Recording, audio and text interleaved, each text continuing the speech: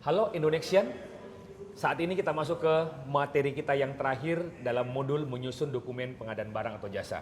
Pak Sam, kita Ya. coba bicara secara komprehensif nih. Iya, Kalau kita berbicara tentang masalah pengadaan barang dan jasa, itu kan prinsipnya itu dimulai daripada identifikasi kebutuhan Betul. sampai terakhir, Ya. sampai pada serah terima. Serah terima. Nah, secara garis besar, ini kan pengadaan ini terdiri atas 3 tahap kan? 3 tahap. Yang pertama disebut Ya, dengan perencanaan, yang kemudian kedua, persiapan, yang kemudian ketiga, baru pelaksanaan. Nah, dokumen apa yang harus ada di setiap tahapan? Di perencanaan yang jelas yang paling penting adalah rencana umum pengadaan. Jadi dokumen rencana umum pengadaan. Di dalamnya ada namanya identifikasi kebutuhan. Nah, awalnya adalah identifikasi kebutuhan dulu, kemudian setelah identifikasi kebutuhan kita menentukan apakah ini barang, apakah ini jasa, kemudian setelah apakah ini barang atau jasa, kemudian kita menyusun spesifikasinya, kemudian ini spesifikasi baru spesifikasi identifikasi kebutuhan. Spesifikasi identifikasi kebutuhan Bukan ya? spesifikasi yang akan nanti kita tenderkan atau kita ini kan. Karena itu nanti akan melalui proses lagi. Nah, tahapan-tahapan ini sampai pada penyusunan anggaran. Oke, nah sebelum itu, tadi Pak Samsul mengatakan identifikasi kebutuhan. Apa bukti atau dokumen apa yang dihasilkan dari identifikasi kebutuhan? Identifikasi kebutuhan dokumennya itu kemudian disebut dengan kerangka acuan kerja atau KAK. Kerangka acuan kerja atau KAK.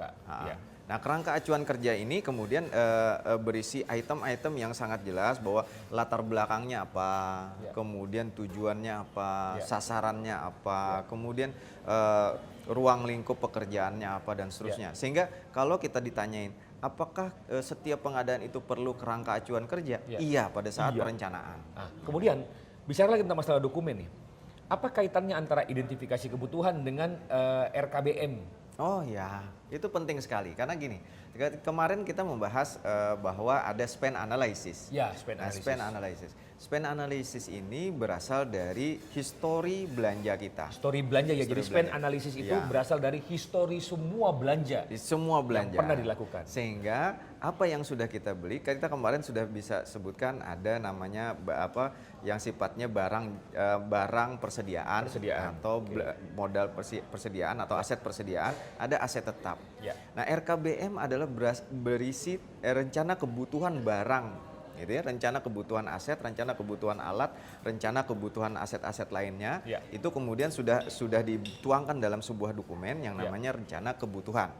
Nah, rencana kebutuhan ini nanti jadi dasar untuk kita menentukan ini kebutuhan kita yang akan kita tetapkan ini jumlahnya berapa. Berarti kalau kita bicara tentang masalah rencana kebutuhan ini sudah masuk kepada penetapan barang dan jasa juga dong sebenarnya. Betul, ya. Jadi ada satu dokumen yang sangat penting sekali yang harus dilihat pada saat identifikasi kebutuhan adalah rencana kebutuhan barang. Nah, Pak Sam, kalau kita bicara tentang masalah dokumen pengadaan, khususnya pada tahapan perencanaan, dokumen pengadaan pada tahapan perencanaan ini sebelum anggaran atau setelah anggaran?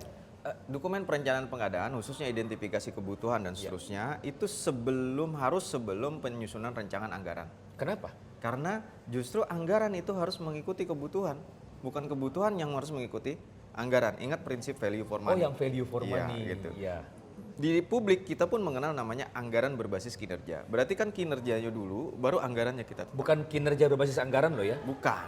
Tapi masalahnya kan kebanyakan sekarang dihitung kinerjanya kalau anggaran daya serap anggaran tinggi. Ya makanya itu, ini yang harus kita ubah betul-betul bahwa input dari anggaran adalah kebutuhan. Bukan keinginan. Nah, kita kembali ke dokumen. Berarti dalam dokumen perencanaan itu yang paling pertama adalah dokumen RKBM tadi. Iya. Kemudian setelah itu masuk kepada dokumen RKA itu ya, nanti disusun dulu spesifikasi kebutuhannya. Spesifikasi, kemudian KAK tadi. KAK-nya jenis pengadaan barang jasa, pemaketan tadi yang kita bahas di modul yang lalu. Jadi di dalam KAK itu yang paling tidak ada cara pengadaannya. Cara pengadaan seperti apa, latar belakang, tujuan, kemudian sasaran. 5W1H lah. Iya, betul. 5W1H. Jadi disinilah pentingnya namanya KAK. Jadi kerangka acuan kegiatan atau kerangka acuan kerja yang sering kita kenal itu dalam perencanaan itu harus selalu ada. Itu wajib ya? Wajib dalam ada. Nanti akan berbeda dalam tahapan persiapan. Jadi Nanti KAK inilah yang menjadi mendasari pada saat kita menyusun nanti rancangan anggaran biaya, yang kemudian rancangan anggaran biaya ini dimasukkan menjadi pagu anggaran. Nah, berarti di dalam dokumen RKA itu harus dilengkapi dengan KAK atau spek teknis dan RAB. Tanpa ini dokumen RKA tidak bisa dibuat. Betul sekali. Nah, ini yang penting. Ini dokumen ya. Nah, setelah RKA ini ada, ini RKA dulu baru RUP atau RUP dulu baru RKA? Jadi kalau kita melihat RUP konsepsinya, rencana umum pengadaan, sama di private itu ada yang namanya rencana pelaksanaan pembelian, gitu ya di private. Ini hanyalah statement saja, pernyataan setelah disusun RKA tadi, kebutuhannya kan sudah dituangkan dalam KAK. Nah, tinggal menyampaikan statement ini kepada publik, karena misalkan pemerintah ini ada publik, maka pengadaan barang jasa publik itu disampaikan kepada publik. Tapi kalau di private disampaikan kepada pemegang saham. Nah, ini kemudian dipublish semuanya, kemudian ini rencana bisnisnya, bisnis plan di private seperti itu. Nah, jadi ini penting sekali. Berarti Pak Sam, kalau kita bicara terhadap dokumen perencanaan, dokumen perencanaan itu dimulai daripada RKBMD yang merupakan perwujudan daripada identifikasi kebutuhan. Betul. Kemudian penyusunan dokumen RKA, di mana dokumen RKA itu harus dilengkapi dengan KAK atau spek teknis dan RAB, dan ujungnya adalah statement dalam bentuk RUP, Rencana Umum Pengadaan.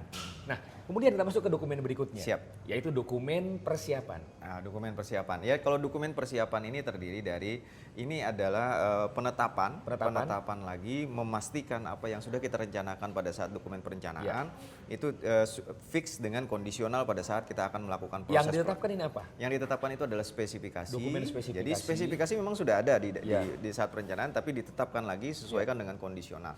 Kemudian yang kedua adalah, kalau kemarin kita menyusun RAB pada saat perencanaan, maka pada saat pelaksanaan namanya owner estimate atau bahasa Indonesianya atau public harga perkiraan sendiri. Jadi kalau di private namanya owner estimate, kalau di public namanya harga perkiraan sendiri. Kemudian yang selanjutnya adalah rancangan kontrak. Nah, rancangan kontrak ini adalah statement bagaimana proses pengadaan barang jasa itu diperjanjikan dari mulai proses pemenuhan kebutuhan sampai dengan serah terima, dan itu memenuhi total cost of ownership-nya. Dan ini terdiri atas surat perjanjian, SSUK yang kita bahas di modul yang lalu. Nah, ketiga dokumen ini kemudian ditetapkan. Ditetapkan dalam bentuk penetapan dokumen persiapan pengadaan. Nah, setelah itu masuk kepada pemilihan. Nah, maka masuk pemilihan pada pemilihan. Kan ada dua loh. Ada pemilihan untuk penyedia. Bukan pemilihan, pelaksanaan. Ada pelaksanaan pemilihan, ada pelaksanaan kontrak. Betul. Ini kan pasti ada dokumen-dokumen juga. Ini yang kemudian disebut dengan dimasukkan di input di dalam dokumen pemilihan. Materi kita sebelumnya. Itu sudah banyak kita bahas kemarin. Jadi dokumen pengadaan barang jasa itu adalah dokumen yang dimulai dari perencanaan, persiapan, kemudian pelaksanaan, hingga ujungnya nanti dokumen berita acara serah terima. Inilah yang disebut dengan dokumen pengadaan barang jasa. Maka dengan ini juga, maka tuntaslah semua video kita, materi kita, modul kita untuk dokumen pengadaan barang dan jasa. Dan kita berada di KAI Cafe. Saatnya kita bersantai lagi. Makanannya masih ada di meja. Sudah kepikiran untuk melihat makanan. Kopi saya juga ini belum habis nih. Kopi saya juga belum kita habis. menikmati dan dari KAI Cafe, Hotel Mars yang dulunya bernama Golden Tulip, Pasar Baru, Jakarta. Saya Khalid Mustafa. Saya Samsur Ramli. Salam pengadaan. Asik kan? Alhamdulillah selesai.